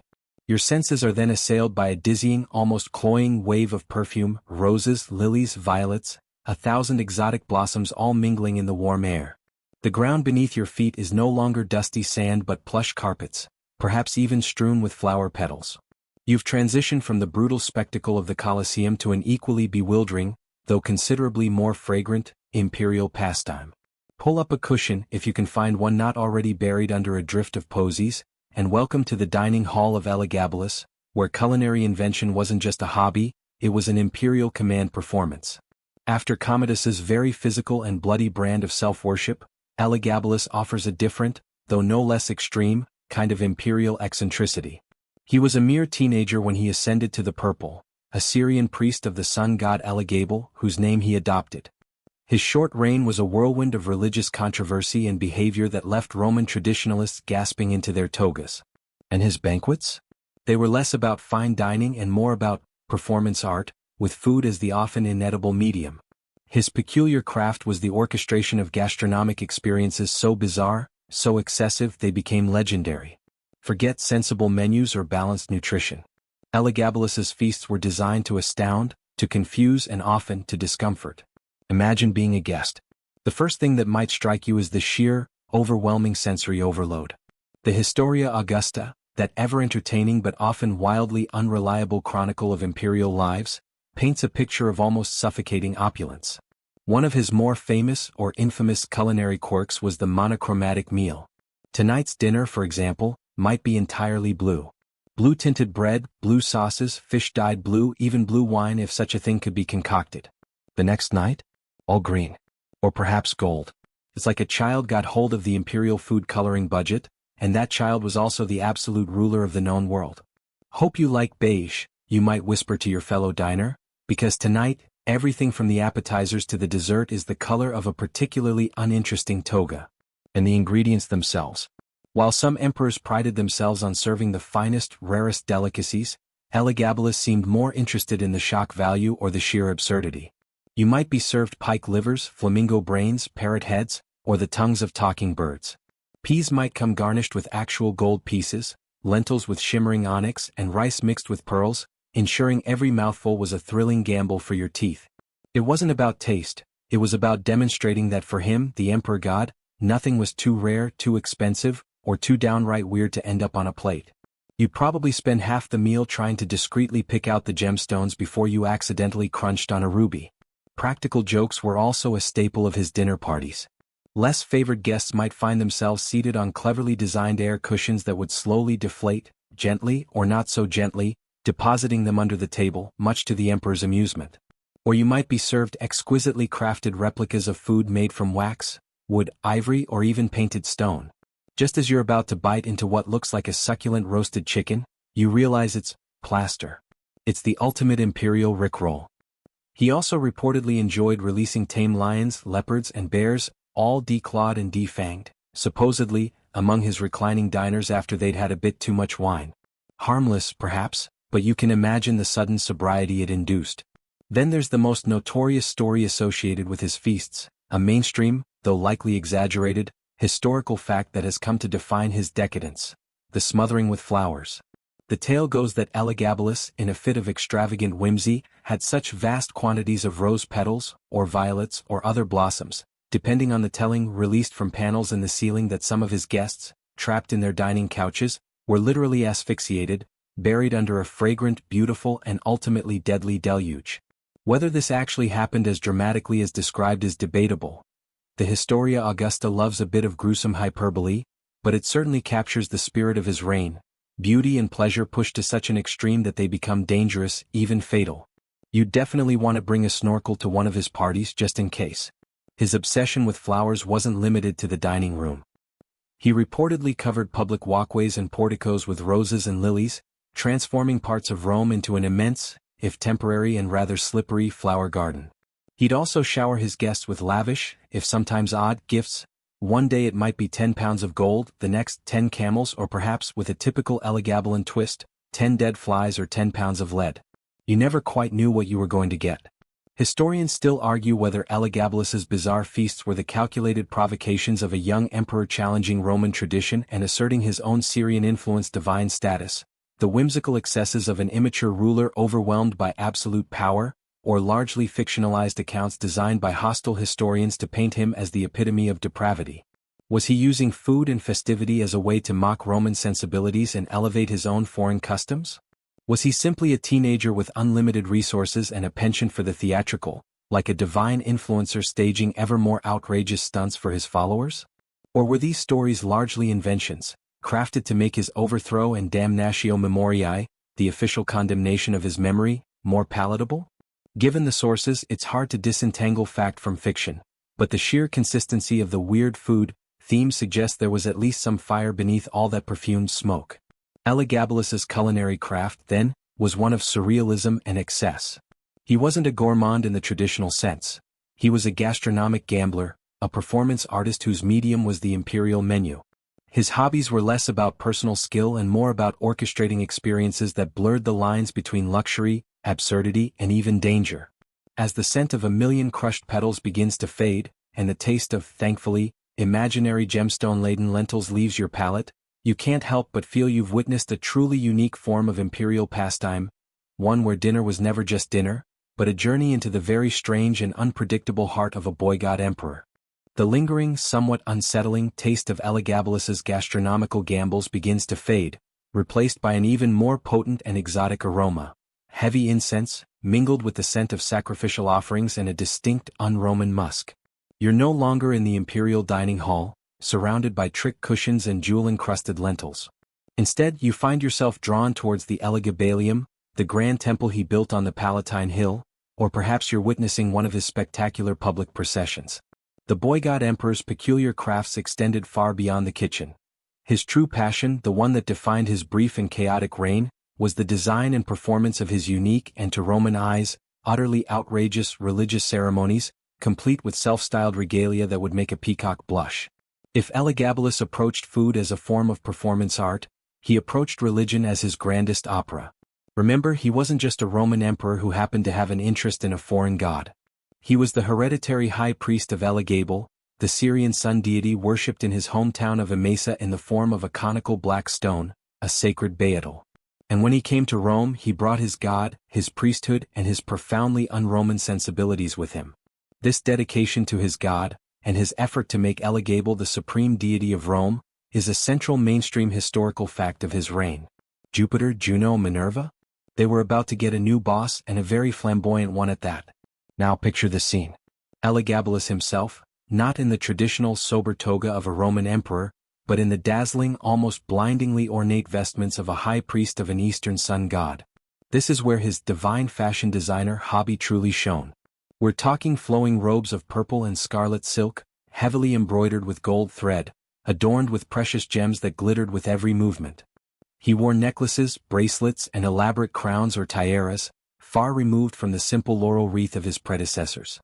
His face, according to disapproving Roman historians, was often painted with cosmetics, his eyes lined, his eyebrows enhanced. To the stern, traditionally minded Roman elite, who valued stoic masculinity and understated dignity, their emperor looked less like the ruler of the world and more like, well, perhaps like he was perpetually ready for the Met Gala, with the theme being Syrian sun god extravaganza. And he didn't just wear these outfits in the privacy of his temple. Oh no. He paraded them through the streets of Rome, he danced in them before the altars, he conducted sacrifices in them, all with a fervent, ecstatic energy that both fascinated and horrified onlookers.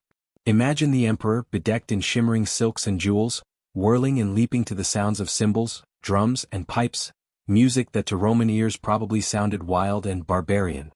Senators, pillars of Roman society, were often compelled to participate in these processions, perhaps carrying sacred relics or simply marching along, their faces a carefully controlled mask of piety that probably hid deep bewilderment and disgust. What will the god emperor priest fashionista wear today? You might imagine them muttering. And will it involve even more gold thread than yesterday? His religious reforms weren't just about personal fashion choices. They were a complete overhaul of the Roman pantheon. Elagabalus wasn't content for his god to merely join the existing Roman gods. He intended Elagabal to be their supreme lord. He even arranged marriages for his stone god, wedding him to prominent Roman goddesses like Minerva or Juno, or the Carthaginian sky goddess Tanit, identified with Urania. This involved ceremoniously moving sacred statues and relics from their ancient sanctuaries to the Elagabalium, an act that was deeply sacrilegious to many. It was like your new CEO deciding to reorganize the entire company structure and move everyone's desks into his own much larger, shinier office, whether they liked it or not, and also marrying the company mascot to a stapler. One of the quirky tidbits surrounding his ceremonies, often mentioned with disdain by ancient writers, was his insistence on specific, often non-Roman ritualistic details. While lurid tales of human sacrifice are almost certainly slanderous exaggerations from the Historia Augusta, it's clear his style of worship, the ecstatic dancing, the elaborate vestments, the prominence of eunuch priests, the sheer foreignness of it all, was deeply alienating. Perhaps a more grounded quirk was his reported habit of examining the entrails of sacrificed animals with an almost obsessive focus, or his distribution of unusual live animals like snakes or rare birds during public games associated with his religious festivals, sometimes causing delightful chaos among the spectators. Or consider his footwear. He supposedly favored elaborately jeweled slippers, a far cry from the sturdy sandals of a Roman soldier emperor, further emphasizing his foreign and effeminate presentation in the eyes of his critics. Historians still argue whether Elagabalus's religious revolution was a sincere, if fanatical, attempt to introduce a universal solar deity he genuinely worshipped, a calculated political move to establish a new basis for imperial authority independent of the traditional Roman elite, or simply the actions of a deeply unconventional young man utterly out of touch with Roman societal norms. Was he a genuine religious visionary, albeit one with terrible PR skills? Was he trying to create a new, more Eastern-style autocracy with himself as the divine intermediary?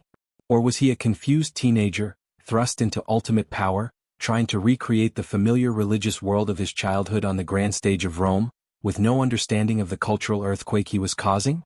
His craft, then, was the choreography of a new imperial religion, with himself as the lead designer, performer, and high priest. He wasn't just wearing clothes. He was crafting a visual and ritualistic language for his new god, a language that Rome for the most part refused to learn. The vibrant, almost shocking colors of his self-styled regalia, the unfamiliar rhythms of his sacred music, the sheer audacity of his attempt to remake Roman religion in his own image, these were the hallmarks of Elagabalus's most peculiar and ultimately fatal, imperial hobby. As the scent of that strong Syrian incense begins to clear, you're left with the impression of an emperor who was not just ruling, but trying to redesign the very soul of Rome, one silken robe and one ecstatic dance at a time. The heady, almost hallucinogenic atmosphere surrounding Elagabalus's self-styled religious extravaganzas begins to clear. You're drawn forward in time, but the air you breathe now is not thick with incense or exotic perfumes, but with a palpable sense of anxiety, of a world fraying at the edges. You've arrived in the reign of Gallienus, an emperor who found himself navigating the Roman state through one of its most terrifying periods, the crisis of the 3rd century. And in this era of rampant invasions, civil wars, plagues, and economic collapse, his peculiar crafts took on a different hue, that of solace, perhaps, or a desperate attempt to project an image of stability onto a canvas of chaos. Forget the flamboyant religious redesigns or the decadent feasts of your previous imperial host. Gallienus ruled from 253 to 268 AD, a period when the Roman Empire seemed determined to tear itself apart. Barbarian tribes breached the frontiers, usurpers sprang up like weeds in every other province, and the economy was in freefall. It's a grim backdrop, a mainstream historical fact that makes any indulgence in hobbies seem almost surreal. Yet, Gallienus is remembered by some sources, particularly the ever-problematic Historia Augusta, as a man of considerable culture, a Philhellene who appreciated poetry, rhetoric, and philosophy. His craft, it seems, was to try and weave threads of beauty and order while the tapestry of the empire was being ripped to shreds. Imagine him, if you will, in his study, though his study might have been a military tent more often than not. While reports of new betrayals or another province lost were a daily occurrence, Gallienus is said to have found refuge in the classics of Greek literature and even composed his own poetry. We're told he wrote epithalamia, wedding songs, and other verses, though sadly, much like Augustus's lost tragedy, these poetic efforts haven't survived the ravages of time. It's rather poignant to picture an emperor scribbling lines of verse while the world outside his window was burning. His crisis sonnets were probably quite something. Ode to a collapsing frontier, perhaps, or lament for a stable currency. He was also reportedly a friend and admirer of the great Neoplatonist philosopher Plotinus. There was even a plan, a rather ambitious one, to grant Plotinus a ruined city in Campania to be rebuilt and governed according to Plato's laws, to be called Platonopolis. Like many grand intellectual projects in times of utter chaos, it never came to fruition. But it hints at an emperor with a mind drawn to higher thoughts, even as he grappled with the most brutal realities. Some historians even speak of a Gallienic Renaissance, a minor flowering of Hellenic culture and intellectualism around his court, a small, flickering candle in a very dark room. But if his poetry is lost to us, another of his crafts has left a more tangible legacy, his coinage. In an era when imperial currency was often debased and crudely struck, the coins minted under Gallienus stand out for their often surprisingly high artistic quality and, more importantly, for their sheer variety and propagandistic messaging. This wasn't just about making money, it was about making statements, crafting tiny metal billboards to project an image of imperial resilience and divine favor, even when evidence on the ground suggested otherwise. If you can't quite fix the empire, at least make the pocket change look good. It's like putting a really nice filter on a photo of an absolute disaster. You'd see coins proclaiming Virtus Gallieni, the courage of Emperor Gallienus, even as vast territories were slipping from his control. Others depicted him with various gods, emphasizing his role as conservator avg, the guardian of the emperor, showing him as the chosen of Jupiter, Apollo, or Hercules. It was a desperate numismatic campaign to reassure a frightened populace and assert his legitimacy in the face of numerous usurpers. One particularly fascinating and somewhat quirky tidbit is the famous Zoo series of coins issued during his sole reign. These coins featured a wide array of animals: stags, gazelles, hippos, lions, panthers, griffins, often accompanied by dedications to different deities or legions. The exact purpose of this extensive menagerie on money is still debated. Were they related to specific games held in Rome? Did they symbolize the diverse territories of the empire, many of which were, ironically, not under his control at the time? Were they talismans invoking the protection of animal-associated gods? Or were they simply an attempt to capture public interest with novel and appealing designs? Whatever the reason, these animal coins are a distinctive feature of his reign, a little burst of zoological artistry amidst the gloom. Of course, not all sources were kind to Gallienus. The Historia Augusta, while praising his intellect, also criticizes him for alleged effeminacy and excessive luxury, claiming he sprinkled gold dust in his fair hair, wore elaborate robes, and indulged in lavish banquets even as the empire crumbled. These accusations are typical of hostile senatorial accounts aimed at emperors who didn't fit their traditional martial ideal, and they need to be taken with a large pinch of salt, or perhaps a sprinkle of gold dust. Historians still argue whether Gallienus's cultural pursuits and sophisticated coinage were a genuine flowering of intellectualism and a clever attempt to maintain imperial prestige during a crisis, or the decadent distractions of an ineffective ruler while Rome burned. Was he a misunderstood intellectual, a forerunner of the more openly cultured emperors of later periods, doing his best in impossible circumstances? Or was he, as his detractors claimed, fiddling with poetry and coin designs while the empire went to ruin? The truth is likely complex. He was certainly an active military commander, constantly on the move, but perhaps these intellectual and artistic endeavors were his way of coping, of finding meaning, or of trying to project an aura of imperial normalcy when normalcy was a distant memory. Maybe he thought if he looked valuable enough, with all that gold dust in his hair, the invading Goths would just try to collect him as a particularly shiny artifact instead of sacking another city. As you sift through these phantom coins, admiring their intricate designs and pondering the verses that Gallienus might have penned in the flickering lamplight of a campaign tent, you get a sense of an emperor whose hobbies were perhaps less peculiar in themselves, but deeply poignant given the context of his turbulent times. His craft was an attempt to sculpt order and beauty, however small, from the raw material of chaos. The faint, metallic scent of Gallienus's crisis coinage and the imagined whispers of his lost poetry fade away, and you find yourself carried backwards in time, to an era before the full storm of the 3rd century broke, yet one no less fraught with its own imperial tensions. The air around you becomes still, infused with the scent of sea salt, wild rosemary, and something ancient and sun-baked. You're retreating, dear listener, to the stunning, secluded island of Capri, the chosen hideaway of Augustus's enigmatic successor, Tiberius. Here, in this beautiful prison of his own making, Tiberius indulged in hobbies that were less about public display and more about the intricate, sometimes unsettling workings of a reclusive and highly intelligent mind. After the desperate cultural projections of Gallienus, or the flamboyant excesses of Elagabalus and Commodus, Tiberius presents a different kind of imperial peculiarity. He was an emperor known for his gloominess, his deep-seated suspicion, and his eventual, almost total withdrawal from the city of Rome itself. For the last decade of his reign, from 26 AD onwards, he governed the vast Roman Empire from this idyllic, yet profoundly isolated island. This self-imposed exile is a stark mainstream historical fact, a move that baffled his contemporaries and has fascinated historians ever since. He ruled by letter, the original remote worker, though his out-of-office notifications probably carried a bit more weight than yours or mine. Imagine yourself standing on the cliffs of Capri, perhaps near the ruins of Villa Jovis, one of the 12 grand villas he supposedly maintained on the island. The view is breathtaking, a panorama of azure water, distant coastlines and the immense, indifferent sky. But this beauty also held a kind of menace, a backdrop for the dark rumors that swirled around Tiberius's later years, tales of cruelty and unspeakable debauchery whispered by hostile historians like Suetonius and Tacitus.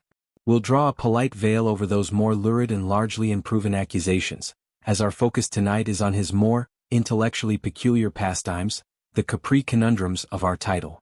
For even in his island fortress, surrounded by scholars, astrologers, and a hand-picked retinue, Tiberius kept his mind sharp, often in rather unusual ways. One of his noted hobbies was to test, or perhaps torment, the grammarians and literary scholars in his circle with fiendishly obscure mythological questions. Picture this: a quiet evening in one of his villas, the lamplight flickering, the sea sighing outside. Tiberius, with his characteristic stern expression, turns to a trembling scholar and asks, "So, tell me, who exactly was Hecuba's mother? Or perhaps, what was the name Achilles used when he disguised himself among the maidens at the court of King Lycomedes? And for a real brain teaser, what specific songs did the sirens typically sing to lure sailors to their doom?" No, Bohemian Rhapsody is probably not the answer he was looking for. This penchant for obscure mythological trivia is a wonderfully quirky tidbit, painting a picture of an emperor who enjoyed intellectual sparring, or perhaps just showing off his own deep, if somewhat arcane, learning. You'd need more than just a classics degree to survive his dinner parties. You'd need a PhD in ancient world trivial pursuit, advanced level. Another of Tiberius's deep-seated interests was astrology. He was said to be highly skilled in interpreting the stars himself and kept the renowned astrologer Thrasyllus of Mendes close by his side. The very same Thrasyllus, you might recall, whose prophecy about Caligula riding a horse across the Bay of Baiae led to that rather extravagant bridge-building exercise. Tiberius apparently consulted Thrasyllus on all important matters, and legends abound of him testing the astrologer's abilities, even contemplating throwing him from the cliffs if he failed. Thankfully for Thrasyllus, he always seemed to pass these rather high-stakes celestial exams. This reliance on astrology, while common in the ancient world, was particularly pronounced in Tiberius, perhaps offering him a sense of order or predictability in a life marked by political intrigue and personal betrayals. His intellectualism also extended to his use of language. He was known as a purist in Latin, meticulously avoiding Greek loanwords in his official speeches and writings, a rather ironic stance given his deep knowledge of Greek mythology and his Philhellene tendencies in other respects. His own speaking style was reportedly slow, deliberate, and often somewhat obscure, full of carefully chosen words and complex sentences that could make his intentions hard to decipher, a useful skill, perhaps, for a cautious and mistrustful ruler. Historians still argue whether Tiberius's withdrawal to Capri was a descent into paranoid misanthropy and depravity, as hostile ancient sources claim, or a calculated political move by an aging and weary emperor to govern more efficiently from a secure location, free from the daily pressures and intrigues of Rome. Was he a monster, indulging in dark pastimes behind island walls? Or was he a misunderstood statesman, seeking solitude to better serve an empire he had perhaps grown to resent?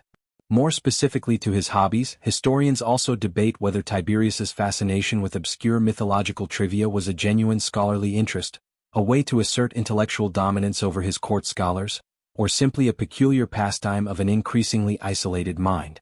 Whatever the truth behind the darkest rumors, the image of Tiberius on Capri, lost in his books, charting the stars, or devising impossible questions for his long-suffering grammarians, offers a fascinating glimpse into a different kind of imperial hobby. It's one of intellectual rigor mixed with profound isolation, of a mind constantly at work, yet increasingly detached from the world it governed. As the Mediterranean sun dips below the horizon, casting long shadows over the silent villas of Capri, you're left with the enigmatic figure of Tiberius, a ruler whose greatest conundrums were perhaps not just the mythological trivia he posed, but the complexities of his own closely guarded heart and mind. The melancholic echoes of Tiberius's secluded Capri conundrums gently fade, and you find yourself drifting towards a different kind of imperial solitude, not one of geographical isolation, but of profound inner contemplation amidst the relentless storms of duty. You're now in the presence of Marcus Aurelius, the philosopher-emperor, a man whose reign was a crucible of war, plague, and immense responsibility.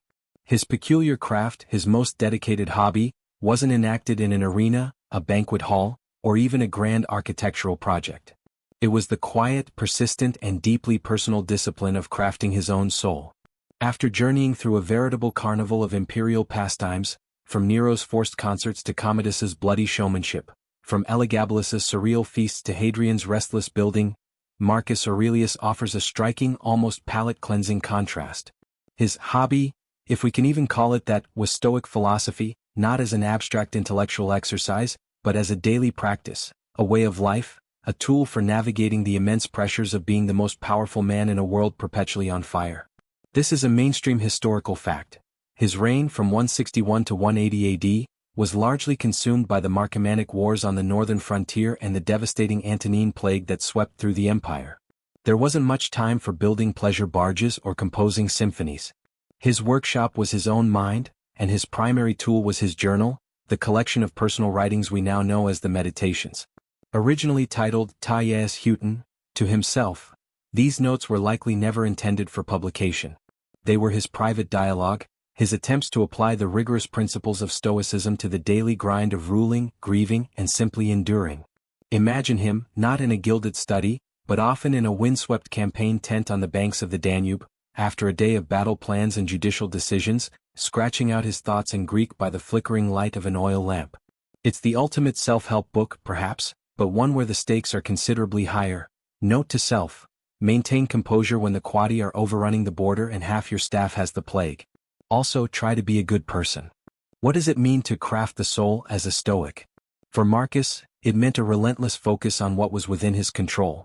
His thoughts, his judgments, his actions. It meant embracing virtue, wisdom, justice, courage, and temperance, as the sole good. It involved a constant examination of his own motives, a stripping away of ego, and a profound acceptance of fate and the impermanence of all things. You can almost hear him wrestling with these concepts in his writings, reminding himself to be tolerant of others, to perform his duties without complaint, to face adversity with rational calm. This internal focus stands in stark relief to the hobbies of many emperors we've encountered. While Nero craved external applause and Commodus sought validation in the roar of the arena, Marcus sought an inner citadel of peace. While Elagabalus tried to reshape Rome's religious landscape with flamboyant displays, Marcus worked on reshaping his own character. It's a peculiar choice, isn't it, for someone with absolute power? To choose self-restraint over self-indulgence, self-reflection over self-glorification. One rather memorable, almost quirky tidbit that reveals his Stoic practice in everyday life comes from his reflections on something as mundane as food. He advises himself, when you have savories and fine dishes set before you, you will gain a true perception of their nature if you say to yourself that this is the dead body of a fish, and this is the dead body of a bird or of a pig. It's a stark, almost clinical deconstruction of luxury, a way to diminish its allure and maintain a sense of proportion. He probably wouldn't have been much fun at Elagabalus's gemstone-laden banquets, which, frankly, was probably a good thing for his digestion and his sanity. His writings are filled with such practical exercises: negative visualization, imagining the worst to prepare for it; the view from above, seeing his own problems as tiny in the grand sweep of the cosmos; and constant reminders of his duty to the human hive. He wasn't a saint, and he doesn't present himself as one. His meditations reveal his frustrations, his weariness, his struggles to live up to his own lofty ideals. He'd probably try to explain Stoic acceptance to a particularly frustrating senator by saying, "Yes, Senator, your proposal is objectively nonsensical, and frankly, an affront to reason. However, the universe, in its infinite wisdom or perhaps cosmic indifference, has produced both you and this idea. I accept this. Now please, for the love of Jupiter, go away and rethink it." Historians still argue whether the Meditations represent a completely honest and private self-examination, or if Marcus, even in writing to himself, was subtly crafting a persona, aware on some level that his words might one day be read by posterity. Was there an element of self-fashioning even in these private notes? Or perhaps they debate the practical impact of his philosophy. Did his Stoicism, with its emphasis on acceptance, sometimes lead to a kind of passivity when more ruthless action was required to protect the empire? These are questions that continue to fuel scholarly discussion. Marcus Aurelius's hobby, then, was the lifelong, arduous craft of becoming a good man and a responsible ruler, according to the demanding tenets of his chosen philosophy. It was a quiet, internal form of artistry, aimed at sculpting not marble or verse, but character. As we prepare to leave him, perhaps poring over his notes in that dimly lit tent, the sounds of a troubled empire pressing in from outside, we are left with a powerful final image in our gallery of imperial pastimes. It suggests that perhaps the most challenging and indeed the most peculiar craft an emperor could undertake was not the pursuit of pleasure or fame or even architectural glory, but the relentless, often thankless, pursuit of wisdom and virtue. And so, our long night's journey through the peculiar pastimes of Roman emperors gently draws to a close. We've peeked into the surprisingly simple world of Augustus, endured Nero's artistic ambitions, and marveled at Caligula's baffling blueprints. We've sat with Claudius among his dusty scrolls, witnessed Domitian's chilling precision, and traveled with Hadrian across his vast, creative empire. We've partied with Lucius Verus, faced the arena's roar with Commodus, and navigated the surreal feasts and fashions of Elagabalus. We felt the weight of crisis with Gallienus, pondered Tiberius's island enigmas, and finally, found a measure of quiet strength in the stoic resolve of Marcus Aurelius. Each emperor, a universe unto himself, found different ways to fill the quiet hours, to express his individuality, or perhaps to escape the crushing weight of absolute power. Their hobbies, whether grand or grotesque, creative or controversial, offer us a uniquely human window into these larger-than-life figures.